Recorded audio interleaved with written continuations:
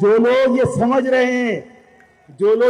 رہے ہیں کہ کسی کی دلالی کر کے کوئی جیل سے چھوٹ جائے گا، کسی کی دلالی کر کے کوئی کچھ دن جی لے گا، تو من حیث القوم جو پوری مہاجر قوم کا حشر ہوگا وہی تمہارا حشر ہوگا۔ اگر تم سب مل کر ان تمام لوگوں سے جو غاصب قوتیں ان سے مقابلہ کرو گے تو سب بچ سکتے ہیں، سب سروائیو کر سکتے ہیں، سب لوگ عزت کی زندگی گزار سکتے ہیں۔ اور اگر چند لوگ اپنی زندگی بچانے کے لیے فارم 47 کے اوپر خاموشی اختیار کر لیں، اور اگر چند لوگ اپنی زندگی بچانے کے لیے لوگوں کی دلالی کرنے پر اتر جائیں تو یاد رکھنا مرغے کی طرح پچھتاوا ہوگا کہ ہم نے اپنی اداؤں سے بھی انکار کیا، ہم نے اپنے مہاجر ہونے سے بھی انکار کیا، اس کے باوجود مارے گئے تو دکھ ہوگا۔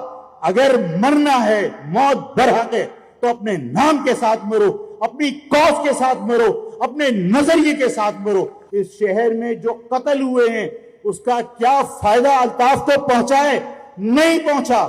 اس شہر میں جو لوگ قتل ہوئے ہیں اس کا فائدہ کیا آفاق کو پہنچا ہے؟ نہیں پہنچا۔ اس شہر میں الطاف اور آفاق کی لڑائی کے چرچے ضرور ہوئے، لیکن آفاق نہ اس قتل میں ملوث تھا، نہ آفاق کو اس کا فائدہ ہوا، نہ الطاف حسین کو اس کا فائدہ ہوا۔ کان کھول کر سن لو، اس شہر میں قتل میں وہ لوگ ملوث ہیں جنہیں اس شہر میں لاشوں کا فائدہ ہوا ہے۔ اب گھر جا کر سوچو کہ لاشوں کا فائدہ کس کو ہوا ہے؟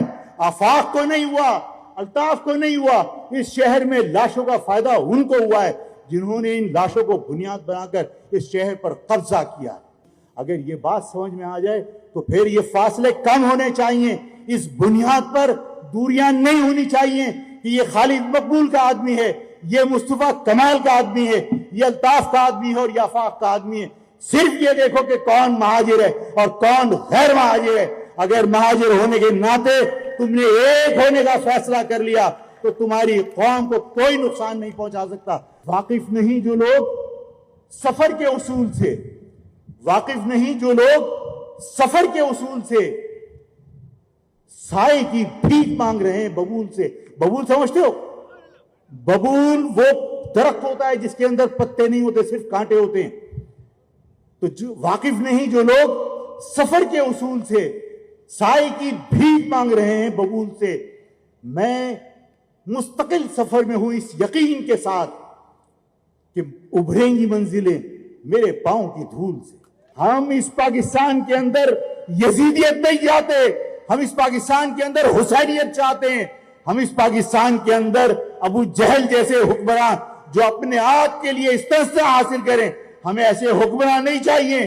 ہمیں حضرت عمر جیسا حکمران چاہیے جو ایک چادر کی اضافی وصولی کے بعد ممبر سے اتر کے اپنے لوگوں کے سامنے وضاحت کرتا ہے کہ یہ چادر اضافی میری نہیں ہے، میرے بیٹے کو ملی تھی۔ جو حکمرانوں نے اور افسران نے جو استثناء لیا ہے، ایسے حکمرانوں کی بجائے ہمیں حضرت عمر جیسے حکمران چاہیے اس ملک میں۔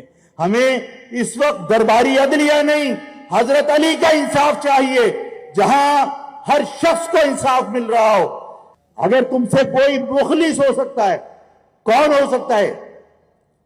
وہ صرف اور صرف تمہاری ذات ہے جو تم اپنے آپ سے مخلص ہو سکتے ہو، اس کے علاوہ کبھی کسی پر بھروسہ نہیں کرنا۔